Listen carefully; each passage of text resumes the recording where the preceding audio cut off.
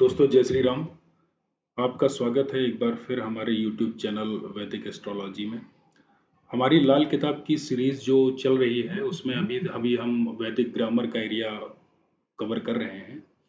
और अभी तक हमने लाल किताब कुंडली कैसे बनाई जाती है, वो लाल किताब और वैदिक एस्ट्रोलॉजी में क्या फ़र्क होता है, और कौन सा ग्रह किस हाउस में उच्च का होता है, कौन सा ग्रह किस हाउस में नीच का होता है, और किस हर ग्रह किस घर में पक्के घर का होता है, और लाल किताब की दशाएं 35 साला चक्कर, इन सब बारे में हम लोग पुरानी क्लासेस में पढ़ चुके हैं। अब उसी सीरीज को आगे बढ़ाते हुए आगे ग्रामर का पोर्शन फिर से आज मैं स्टार्ट करूंगा। दोस्तों, ग्रामर का पोर्शन मैं इसलिए पहले आपको कवर करवा रहा हूं जिससे अगर ग्रामर हमारी मजबूत होगी, अगर हमको ग्रामर के बारे में सब कुछ पता होगा, तो आगे जब हम कौन सा ग्रह किस हाउस में बैठकर क्या रिजल्ट देता है तो उसका एनालिसिस हम लोग बहुत अच्छे से कर पाएंगे। क्योंकि आगे जो लाल किताब का जो एडवांस कोर्स आने वाला है उसमें कौन सा ग्रह किस हाउस में बैठकर क्या रिजल्ट देता है, सिर्फ इसको ही हम लोग प्रेडिक्शन में नहीं लाएंगे। ग्रहों घरों के कॉम्बिनेशन, कई मतलब हर ग्रहों के जो अलग अलग कॉम्बिनेशन है कि एक ग्रह रिजल्ट नहीं देता है, जैसे 3 5 7 ये आपस में किस तरीके से आपस में कनेक्टेड होते हैं, उस जगह पर ग्रामर का बहुत बड़ा यूज होगा। तो इस वजह से मैं आपके सामने नोट्स भी एक तरीके से स्क्रीन पर आपको दिखा रहा हूं जिससे आप लोग उसको या उसको सेव कर पाएं, या उसकी फोटो खींच पाएं, या उसको अपने स्क्रीन में किसी तरीके से सेव कर सकते हैं, आप उसका स्क्रीनशॉट ले सकते हैं। साथ साथ इस वजह से मैं आपको स्क्रीन पर पूरी जो नोट्स हैं वो भी आपको साथ में दिखा रहा हूँ। तो चलिए बढ़ते हैं आगे अपने जो हमारा ग्रामर का पोर्शन जो आगे इस क्लास में हम कवर करेंगे। तो आगे देखते हैं कि आगे आज ग्रामर में क्या हम लोग कवर करने वाले हैं।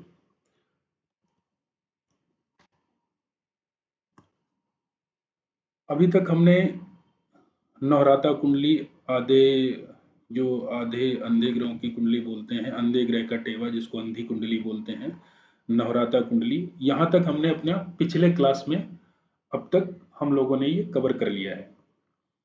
आज जो हम लोग कवर करने वाले हैं वो है धर्मी कुंडली।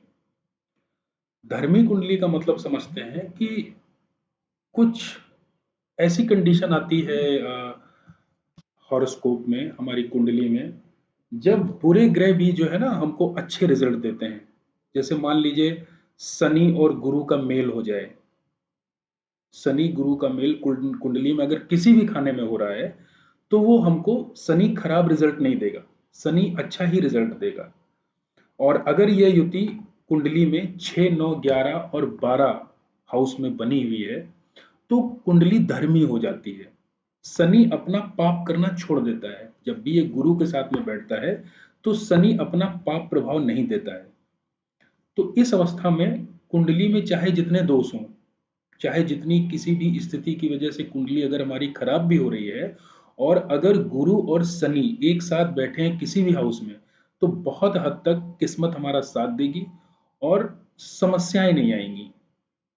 इसको कुंडली बना के समझ लेते हैं। मैं आपके सामने एक कुंडली ड्रॉ कर रहा हूं।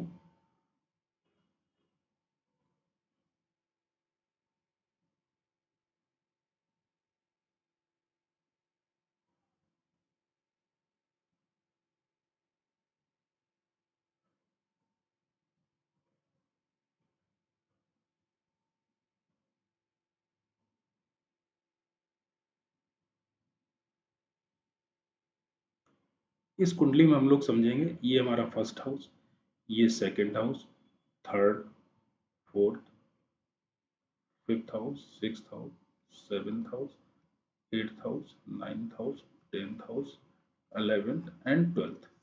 तो यहां पर कह रहा है कि शनि गुरु अगर 6 हाउस में बैठे हो, यहां पर शनि और गुरु की युति हो, शनि गुरु एक साथ यहां पर बैठे हो, या 9th हाउस में बैठे हो, या 11th हाउस में बैठे हो, या 12th हाउस में बैठे हो, अगर ये कंडीशन कुंडली में बन रही है तो ये कुंडली धर्मी कुंडली कहलाती है। तो धर्मी कुंडली जब भी होगी तो शनि हमको खराब रिजल्ट नहीं देगा। अब समझते हैं धर्मी ग्रह। धर्मी ग्रह का मतलब होता है ऐसे ग्रह जो खराब पोजीशन में बैठे भी हों और अपना बुरा प्रभाव ना दें। जैसे खाना नंबर 4 में राहु केतु बैठ जाएं तो वो धर्मी ग्रह हो जाते हैं। ये अपना बुरा फल नहीं देते हैं, बुरा करने की, बुरा फल ना देने की कसम खा लेते हैं। और एक कंडीशन और होती है, चंद्रमा के साथ में राहु केतु कहीं भी बैठ जाएं तब भी वो अपना बुरा प्रभाव नहीं देते हैं। इसको इस तरीके से एग्जाम्पल से समझते हैं कि चंद्रमा है पानी और राहु है हाथी। अगर राहु पानी में बैठ जाएगा तो उसको ठंडक मिलेगी, तो वो शांत हो जाता है। इसलिए राहु जब भी चंद्रमा के साथ में होता है वो अपना बुरा प्रभाव नहीं देता है। हालांकि चंद्रमा इससे पीड़ित हो जाता है, चंद्रमा को ग्रहण लग जाता है, लेकिन राहु अपने खराब रिजल्ट नहीं देता है। 11वें घर में शनि बैठा हो, भले ही वो अकेला बैठा हो, तो वो धर्मी होता है, क्योंकि 11वां घर शनि का अपना घर भी है और गुरु का भी घर है। तो यहाँ पर बैठने से शनि और गुरु का मेल माना जाता है। इस वजह से भी वो धर्मी हो जाता है। शनि गुरु के प्रभाव के कारण बुरा असर नहीं देता है। वही मतलब हुआ, गुरु के संपर्क में जब भी शनि आ जाएगा तो वो अपना पाप करना बंद कर देता है। शनि और गुरु कहीं भी बैठ जाएं तो वो धर्मी ग्रह कहलाएंगे। अगर राहु केतु का शनि के साथ संबंध बन जाए तो शनि जरूर खराब हो जाएगा। ऐसा शनि पापी हो जाता है। जैसे शनि कुंडली में कहीं भी बैठा हो और अगर राहु के साथ में दृष्टि संबंध बन जाए, जैसे इसको समझ लेते हैं, जैसे मान लीजिए ये हमने एक कुंडली बनाई,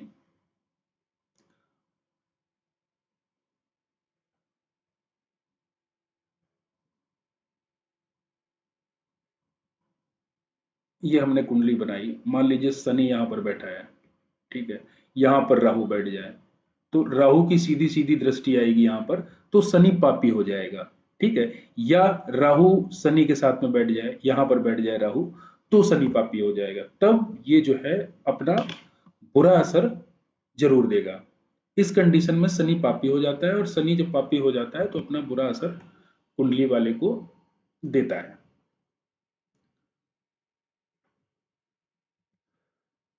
अब समझते हैं साथी ग्रह। जब कोई दो ग्रह, चाहे वो आपस में शत्रु ग्रह ही क्यों ना हो, अपने उच्च घरों में या अपने घरों में अदल बदल कर बैठ जाएं तो वो साथी ग्रह कहलाएंगे। अब वो एक दूसरे की मदद करेंगे। इसको समझते हैं।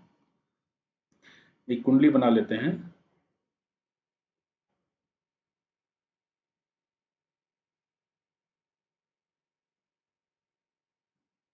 राइटिंग थोड़ी सी गड़बड़ आ रही है, लेकिन कुंडली आपको समझ में आ रही होगी। ये 1 2 3 4 5 6 7 8 9 10 11 12। तो यहाँ लाल किताब क्या कहती है, जब कोई दो ग्रह, चाहे वो आपस में शत्रु ग्रह ही क्यों न हो, अपने उच्च घरों में या अपने घरों में अदल बदल कर बैठ जाएं तो वो साथी ग्रह कहलाएंगे। जैसे मान लीजिए सूर्य और शनि, सूर्य और शनि ये आपस में शत्रु ग्रह हैं, शत्रु ग्रह हैं ये आपस में। लाल किताब कहती है अगर यहां पर फर्स्ट हाउस में सूर्य उच्च का होता है और सेवेंथ हाउस में शनि उच्च का होता है, अगर यहां पर शनि बैठ जाए और यहां पर सूर्य बैठ जाए तो आपस के उच्च घरों में इन्होंने अदला बदली कर ली। इस कंडीशन में शनि और सूर्य आपस में दुश्मनी भुलाकर एक दूसरे की मदद करेंगे। इसको इस तरीके से समझेंगे। या शनि सूर्य के घर में बैठ जाए और सूर्य शनि के घर में बैठ जाए, तब भी यह कंडीशन लागू होगी। तो ये दोनों आपस में अपनी शत्रुता भुलाकर अब एक दूसरे की मदद करेंगे। इसको इस तरीके से समझते हैं। साथी ग्रह आपने समझा। अब समझते हैं कायम ग्रह।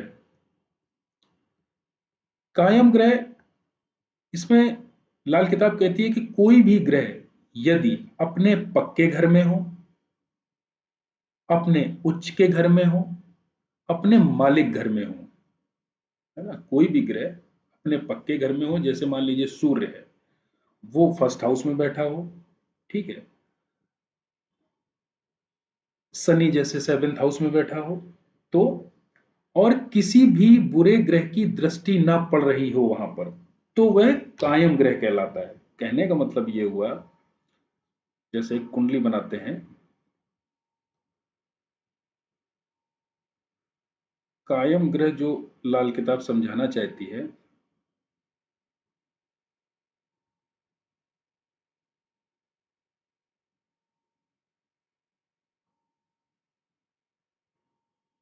हाँ, लाल किताब कहती है कि अगर मान लीजिए शनि सेवेंथ हाउस में बैठा हुआ है, ठीक है, अब यहां पर कोई ग्रह ना बैठा हो, जब यहां पर कोई ग्रह नहीं बैठा होगा तो शनि पर किसी की दृष्टि नहीं पड़ेगी, तो इस हालत में शनि कायम ग्रह कहलाएगा, मतलब वो अपना रिजल्ट बहुत अच्छा देगा। इसी तरीके से मान लीजिए शनि अपने ही हाउस में बैठा है, शनि यहां पर बैठा है अपने मालिक ग्रह में, शनि यहाँ टेंथ हाउस का मालिक है, और यहां पर कोई ग्रह ना हो, तब भी शनि कायम ग्रह कहलाएगा। शनि यहां पर बैठकर बहुत अच्छे रिजल्ट देगा।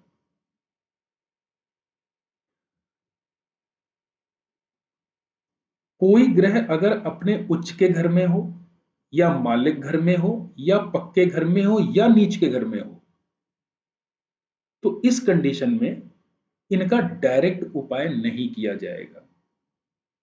जैसे एक एग्जाम्पल दिया हुआ है, चंद्रमा खाना नंबर 4 में बैठा हो, मान लीजिए अगर चंद्रमा यहां पर बैठा हुआ है,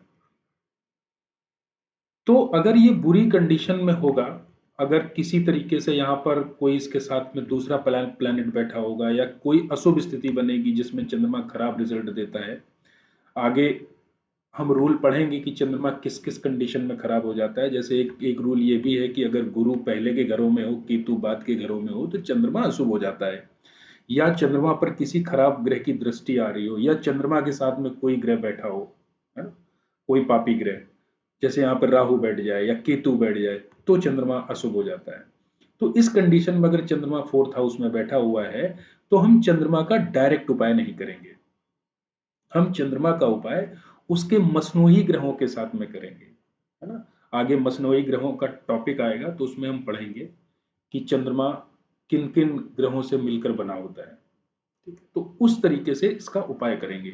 या चंद्रमा नीच के घर में हो, जैसे चंद्रमा एर्थ हाउस में नीच का होता है, अगर यहां चंद्रमा बैठा हुआ है, तब भी हम चंद्रमा का डायरेक्ट उपाय नहीं करेंगे, हम यहां पर किसी दूसरे ग्रह की मदद लेंगे, किसी दूसरे ग्रह का उपाय करेंगे, और चंद्रमा के हालात को सही करेंगे, है ना। और सूर्य का उपाय कभी सीधे नहीं किया जाता, क्योंकि सूर्य जो है कुंडली में हमेशा ग्रह फल का माना जाता है, इसलिए सूर्य का उपाय कभी डायरेक्ट नहीं किया जाता है। सूर्य का उपाय बुध की मदद से किया जाएगा, या उसके और उसके मसनूई ग्रहों के हिसाब से उसका किया जाएगा। जब हम आगे पढ़ेंगे सूर्य किस हाउस में बैठ के क्या रिजल्ट दे रहा है, उस स्थिति में देखेंगे कि तब हम समझेंगे कि सूर्य का उपाय कैसे किया जाता है। आगे बढ़ते हैं मुकाबले के ग्रह। मुकाबले के ग्रह को समझते हैं।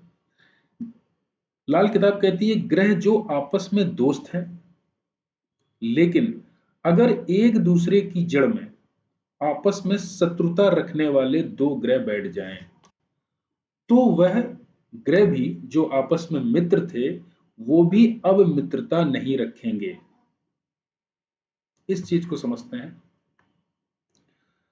जैसे ग्रह जो आपस में दोस्त हैं, जैसे बुध और शुक्र आपस में दोस्त हैं,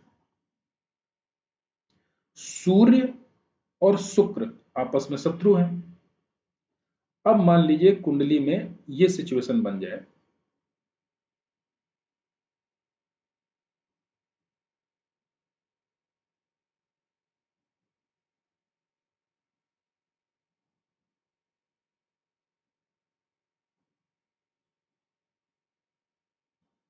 ठीक है, ये 7th हाउस है, ये 6th हाउस है। ठीक है, अब शुक्र और बुध आपस में दोस्त ग्रह हैं, लेकिन अब लाल किताब कहती है कि लेकिन अगर एक दूसरे की जड़ में आपस में शत्रुता रखने वाले दो ग्रह बैठ जाएं, जैसे शुक्र का जो शत्रु है वो है सूर्य, तो सूर्य यहां पर बैठ जाए। ठीक है, और बुध का जो शत्रु है ना, जैसे गुरु, गुरु यहां पर बैठ जाए, एक दूसरे की जड़ में आपस में एक इन दोनों के शत्रु ग्रह बैठ गए। ठीक है, तो अब ये दोनों प्लैनेट भी बुध और शुक्र भी आपस में मित्रता नहीं रखेंगे, ये भी शत्रु बन जाएंगे। या एक सिचुएशन और हो सकती है, 7th हाउस में सूर्य बैठ जाए, इसकी जड़ में, शुक्र की जड़ में इसका दुश्मन ग्रह बैठ गया। ठीक है, और यहां पर शुक्र बैठ जाए, तो ये दोनों आपस में दुश्मन हो गए। तो उस कंडीशन में अब बुध और शुक्र जो आपस में दोस्त थे, अब ये आपस में दोस्ती अपनी भुला देंगे। अब बुध और शुक्र मित्र नहीं रहेंगे। एक एग्जाम्पल के जरिए हमने यहाँ पे समझाया हुआ है, जैसे 7th हाउस में सन बैठ जाए, यहाँ पर वीनस बैठ जाए, तो सन और वीनस आपस में दुश्मन हुए, एक दूसरे की जड़ में बैठे हुए हैं, तो अब ये बुध और शुक्र आपस में मित्र नहीं रहेंगे। ये थोड़ा सा उलझा हुआ, मतलब थोड़ा सा समझना पड़ेगा इसको बार बार। फिर जब आप प्रैक्टिस में कुंडली देखने की जब प्रैक्टिस में आप ले आएंगे, तो फिर ये आसानी से आपको समझ में आ जाएगा। आगे बढ़ते हैं। दरमियानी ग्रह, जब भी कोई ग्रह वर्ष फल में किसी खाने में आएगा, तो वह सबसे पहले अपने दरमियानी ग्रह के रिजल्ट देगा। हमने अभी जब हम 35 साला चक्र पढ़ रहे थे, लाल किताब की दशाएं पढ़ रहे थे, तो हमने दरमियानी ग्रह पढ़ा था कि जब भी किसी प्लेनेट की दशा आती है, तो वो पहले अपने दरमियानी ग्रह को अंतरदशा भी कहते हैं। ठीक है, तो वो पहले अपने उस दशा में जो भी अंतरदशाएं चलेंगी उसको दरमियानी ग्रह बोलेंगे, तो सबसे पहले वो अपने दरमियानी ग्रह के रिजल्ट देगा। ठीक है, माना गुरु जो है, लाल किताब की जो वर्षफल आता है, उसका वर्षफल भी आगे हम सिखाएंगे कैसे बनाया जाता है। मान लीजिए गुरु वर्षफल में 5th हाउस में आया, तो गुरु इस वर्ष 5th हाउस में चूंकि आया है, तो गुरु का ही अपना घर है, तो इस वर्ष गुरु अच्छा रिजल्ट देगा। लेकिन गुरु सबसे पहले अपने दरमियानी ग्रहों की पोजीशन के हिसाब से अपना रिजल्ट देगा। उसके जो दरमियानी ग्रह केतु, गुरु और सूर्य हैं, उनकी स्थिति कुंडली में जिस हिसाब से होगी, वो उसी हिसाब से अपने फल देगा। जैसे अगर वर्ष फल में गुरु 5th हाउस में आया, तो सबसे पहले 4 महीने केतु की प्लेसमेंट के आधार पर वो अपना फल देगा। केतु जिस हाउस में बैठा होगा, मान लीजिए केतु 3rd हाउस में बैठा हुआ है, तो थर्ड हाउस में केतु निगेटिव माना जाता है। केतु 3rd हाउस में बहुत अच्छे रिजल्ट नहीं देता है। केतु जब भी 3rd हाउस में होता है तो मंगल भी खराब हो जाता है। तो पहले 4 महीने अच्छे रिजल्ट नहीं मिलेंगे, अगले 4 महीने गुरु अपने रिजल्ट देगा। अब गुरु की प्लेसमेंट अच्छी है, 5th हाउस में गुरु आया है, तो गुरु आपको अच्छे रिजल्ट देगा। लास्ट के जो 4 महीने बचेंगे, वो सूर्य की प्लेसमेंट के आधार पर डिसाइड होगा। मान लीजिए सूर्य 1st हाउस में बैठा हुआ है, तो सूर्य यहां पर उच्च का होता है, तो गुरु हमको सूर्य के रिजल्ट देगा। जो सूर्य उच्च का फल हमको मिलना चाहिए वो हमको मिलेगा।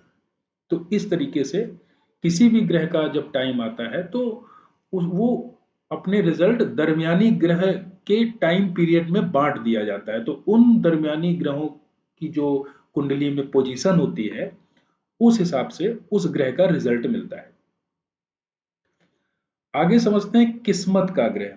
किस्मत का ग्रह ऐसा होता है कि अगर कुंडली में जो भी हमारा किस्मत का ग्रह बन रहा हो, अगर हम उस किस्मत के ग्रह को समझ जाएं, जान जाएं, तो उस किस्मत के ग्रह को पकड़कर हम कुछ भी अपनी कुंडली में अच्छा कर सकते हैं। उसी का अगर हम किस्मत के ग्रह को जान जाएं कि ये हमारे किस्मत का ग्रह है, उससे संबंधित हम प्रोफेशन कर सकते हैं, उससे रिलेटेड कामों में हमको सफलता मिलेगी। ठीक है, और बहुत हद तक वो ग्रह हमारे भाग्य को सपोर्ट करता है। अब इसको समझने के लिए एक कुंडली बना लेते हैं।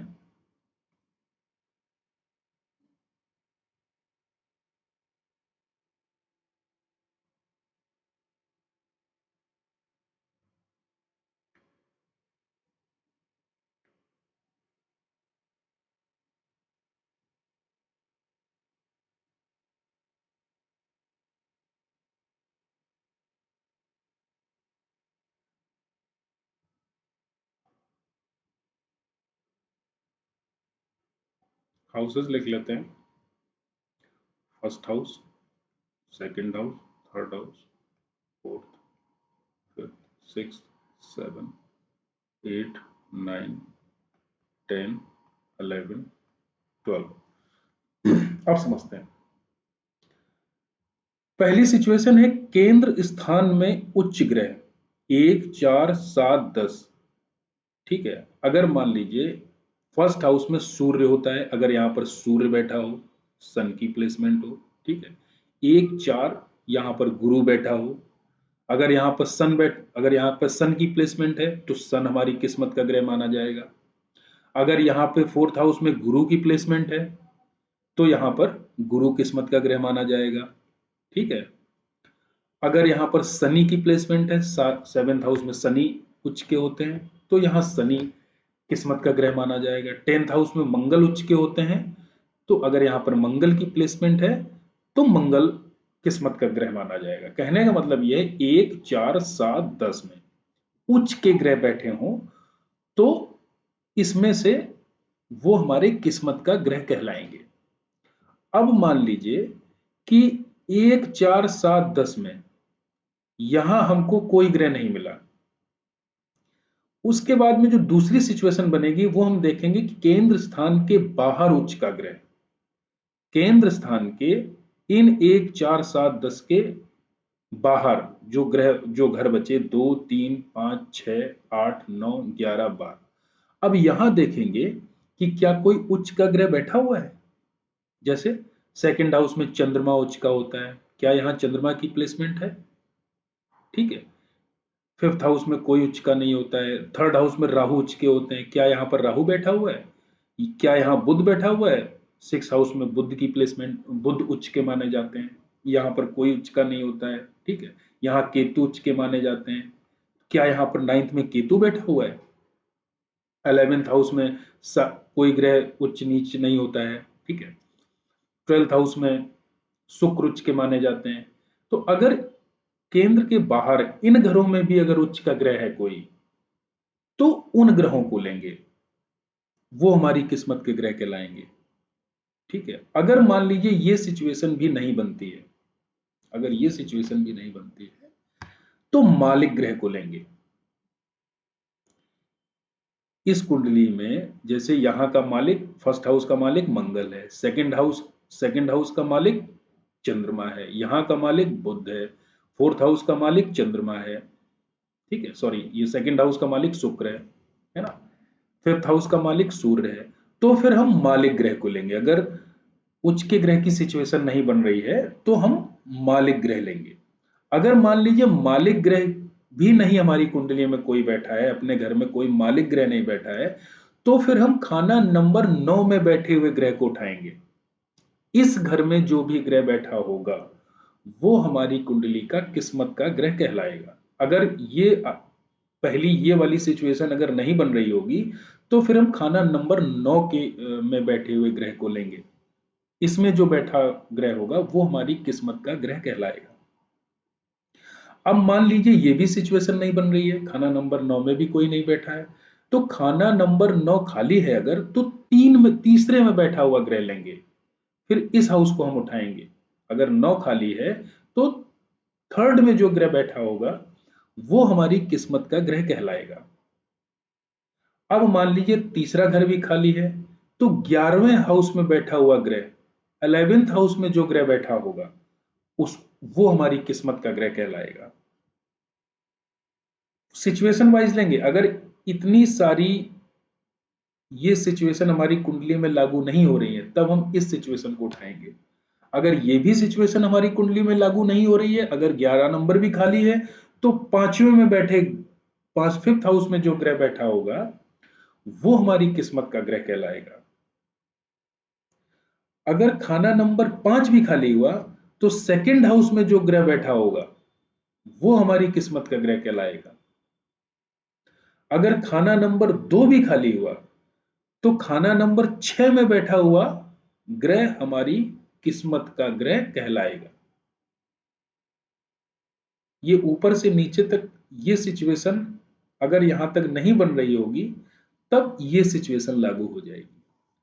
अगर खाना नंबर 6 भी खाली हुआ तो खाना नंबर 12 में बैठा ग्रह हमारा किस्मत का ग्रह कहलाएगा। अगर खाना नंबर 12 खाली हुआ तो खाना नंबर 8 में बैठा ग्रह हमारी किस्मत का ग्रह कहलाएगा। तो इतनी सिचुएशन में कोई ना कोई हमको किस्मत का ग्रह जरूर मिल जाएगा। ठीक है। अब एक सिचुएशन और हो सकती है, अगर मान लीजिए हमारी कुंडली में एक से ज्यादा किस्मत के ग्रह बन रहे हैं, जैसे 1 4 7 10 में भी उच्च के ग्रह निकल आए, उसके बाद में केंद्र स्थान के बाहर जो प्लैनेट बैठे हैं उसमें भी एक आध उच्च का ग्रह निकल आया, उसके बाद मालिक ग्रह भी निकल आए उच्च में, बाकी और भी सिचुएशन है इसमें भी अगर ग्रह बैठे हुए, ठीक है, अगर एक से ज्यादा किस्मत के ग्रह बन रहे हैं तो दिन की होरा के हिसाब से ग्रहफल जो पहले आएगा उसको लेंगे।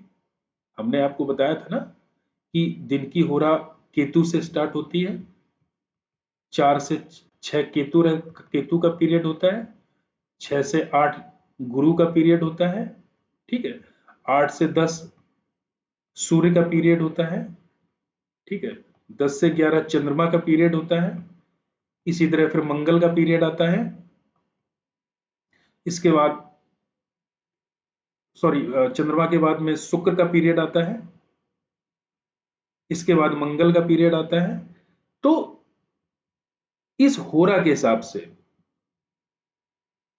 जैसे मान लीजिए हमारी कुंडली में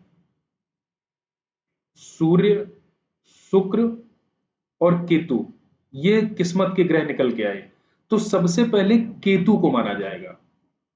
जो होरा में पहले आएगा उसका उसको तवज्जो ज्यादा दिया जाएगा किस्मत के ग्रह के मामले में। उसके बाद में नंबर सूर्य का आएगा, फिर उसके बाद में चंद्रमा का नंबर आएगा, है ना। इस तरीके से ग्रह की होरा के हिसाब से उसको हम कंपेयर करेंगे, जिसका जो पहले जिसकी होरा होगी उसका इफेक्ट ज्यादा होगा हमारे कुंडली में किस्मत के ग्रह में। आगे बढ़ते हैं, ग्रह फल का ग्रह। पहले भी हम ग्रह फल के ग्रह की बात कर चुके हैं। जो व्यक्ति का जन्म जिस होरा में होता है उसका जो मालिक ग्रह होता है वो ग्रह फल का ग्रह कहलाता है। तो यहां भी समझते हैं, कोई भी ग्रह जो उच्च का हो, जो नीच का हो या अपने घर में हो, कहने का मतलब जो कुंडली में जो भी ग्रह उच्च की स्थिति में बैठा हो या नीच की स्थिति में बैठा हो या अपने घरों में बैठा हो और किसी भी ग्रह की यहां पर मिलावट ना आ रही हो, मतलब किसी का कोई दृष्टि संबंध उससे ना बन रहा हो और ना ही किसी ग्रह की युति हो, अपने प्योरेस्ट फॉर्म में अगर वो बैठा है तो वो ग्रहफल का ग्रह कहलाएगा। तो इस ग्रहफल वाले ग्रह का सीधा उपाय नहीं कर सकते हैं। ये पहले भी हम आपको समझा चुके हैं कि इसका डायरेक्ट उपाय नहीं किया जाएगा, इसका उपाय मसनूही ग्रहों के हिसाब से किया जाएगा। ग्रहफल के ग्रह को किस्मत जगाने वाला भी ग्रह कहते हैं। इसका कुंडली में रोल ज्यादा होता है व्यक्ति की कुंडली में, तो इसको किस्मत जगाने वाला भी ग्रह कहते हैं। मैं जैसे एक उदाहरण देके यहां पर समझाया गया है, यदि गुरु 10th हाउस में बैठा हो जहां वो नीच का होता है, अब चूंकि यहां गुरु नीच का है तो 10th हाउस में गुरु जो है अच्छे रिजल्ट नहीं देता है। एक तो वो नीच का हुआ, दूसरा अगर इसको समझें, एक लॉजिक समझें कि लॉजिक ये है कि ये जो 10th हाउस है वो शनि का घर होता है। तो शनि जो है वो चुस्त और चालाकी मांगता है। गुरु जो होता है वो एक तरीके से साधु स्वभाव और एक आइडियोलॉजी को फॉलो करने वाला ग्रह होता है। तो गुरु यहाँ पर बहुत अच्छे रिजल्ट नहीं दे पाता है। तो गुरु जब यहाँ पर खराब हो रहा होगा तो इसका डायरेक्ट उपाय नहीं किया जाएगा, क्योंकि ये ग्रह फल का ग्रह है। इसका इसके मसनूई ग्रह द्वारा उसका उपाय करेंगे, सूर्य और शुक्र द्वारा इसका उपाय किया जाएगा। आगे समझते हैं राशि फल के ग्रह को। राशि फल का जो ग्रह होता है ये हमने समझा था कि जिस दिन व्यक्ति का जन्म होता है उस दिन का जो मालिक होता है वो राशि फल का ग्रह कहलाता है। इसको डाउटफुल प्लैनेट बोलते हैं। इसके मतलब डाउटफुल होने का हम लोग फायदा उठा सकते हैं। कैसे कहने का मतलब, जो ग्रह अपने घर में ना हो और ना ही नीच का हो ना ही उच्च का हो, कहीं किसी भी घर में उसकी प्लेसमेंट हो, जैसे बुध मान लीजिए फर्स्ट हाउस में है तो यहां पर ना वो उच्च का है ना वो नीच का है ना, और ना ही वो अपने घर में बैठा हुआ है, जैसे सेकंड हाउस में मंगल है ना। तो ये सारे ग्रह सब राशि फल के कहलाएंगे। जब भी जो है इनका निगेटिव रिजल्ट व्यक्ति को मिल रहा होगा तो इसका डायरेक्ट उपाय कर सकते हैं।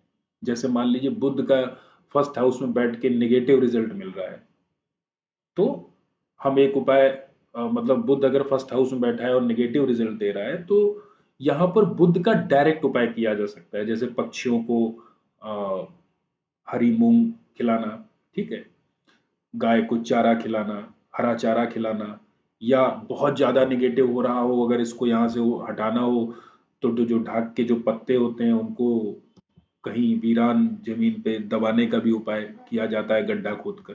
तो कहने का मतलब राशि फल के ग्रह का हम डायरेक्ट उपाय कर सकते हैं, इसमें मसनूही ग्रह को लेने की जरूरत नहीं होती है। तो आज हमने क्लास में ये इस इन कुछ टॉपिक को हमने समझा जो बहुत ही इंपॉर्टेंट थे।